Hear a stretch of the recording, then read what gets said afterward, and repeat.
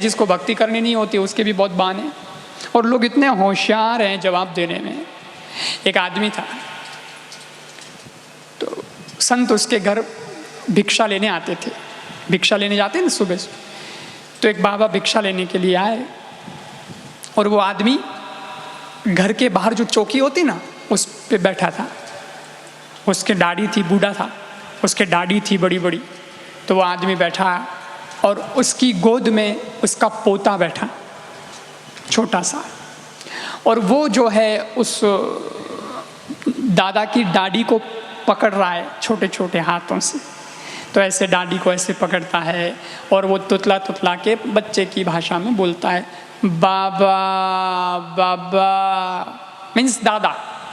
दादा को बाबा भी बोलते हैं, आपको मालूम होगा, है ना। तो ऐसे वो बच्चा बोल रहा है। इतने में संत आ गए भिक्षा लेने के लिए, झोली लेके।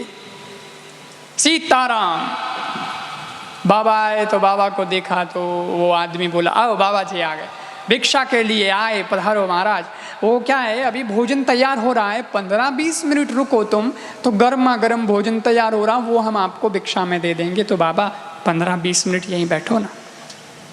संत जी बोले ठीक है। फिर वो बोला, आप 15-20 मिनट बैठे हो, संत हो तो कुछ सत्संग सुनाओ, कुछ उपदेश हो जाए, तो कुछ उपदेश दो। इधर वो पोता बोल रहा है दाढ़ी पकड़ के, बाबा बाबा। वो बाबा बोल रहा है महाराज को, सत्संग उपदेश सुनाओ। तो बाबा जी बोले, सत्संग उपदेश क्या सुनावे, उपदेश तो तुम्हारा पोता ही बहुत अच्छा सुना रहा है।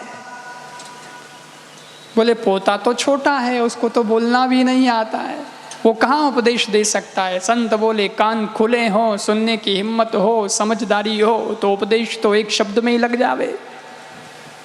ये पोता ही उपदेश दे रहा है ना। बोले कैसे?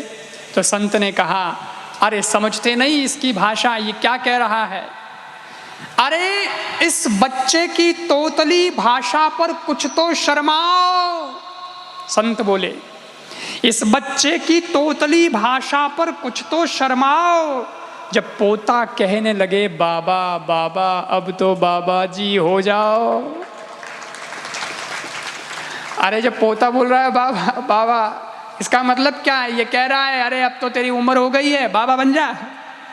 अब क्या करेगा दुकान संभाल के, अब क्यों घर में पड़ा है, क्यों फंस रहा है, बाबा बाबा बाबा हो जा। ये बोल रहा है, हो जाओ बाबा, यही उपदेश है, कल्याण हो जाएगा तुम्हारा। ओ उस दादा ने सोचा, अरे बाबा ने तो गजब बात पकड़ ली, कहाँ से बात उठाई। तो उसने भी तुरंत जवाब दिया। दुनिया के लोग बहुत होशियार होते हैं। उसने भी तुरंत जवाब दिया। उसने कहा, हाँ हाँ हाँ, ऐसा क्या, वो तो बराबर है, मैं खुद सोच रहा हूँ कि अब बहुत संभाल लिया, धंधा भी खूब किया, खूब कमाया, बेटे हो गए हैं संभालने लायक, तो वो सब धंधा संभाल, अब मेरा क्या काम घर में यहाँ। मैं तो सोचता हूँ बाबा जी हो जाऊँ, बाबा जी हो जाऊँ। और फिर पोता भी बोलता है रोज, बाबा बाबा, तो हो ही जाना है बाबा। और मैंने तो तैयारी भी की, एक बार तो अटैची उठा के कपड़े वपड़े लेके रवाना भी हो गया। मैंने कहा अब तो बस बाबा जी बन जाना है। लेकिन मैं जैसे ही बाबा बनने के लिए सूटकेस हाथ में लेके घर से निकलने लगा, इतने में ही मेरी बेटी का बेटा आया और मेरे को देख के बोला, नाना नाना। क्योंकि बेटी का बेटा दोहिता होता है, तो उसका वो क्या लगेगा, नाना ही लगेगा।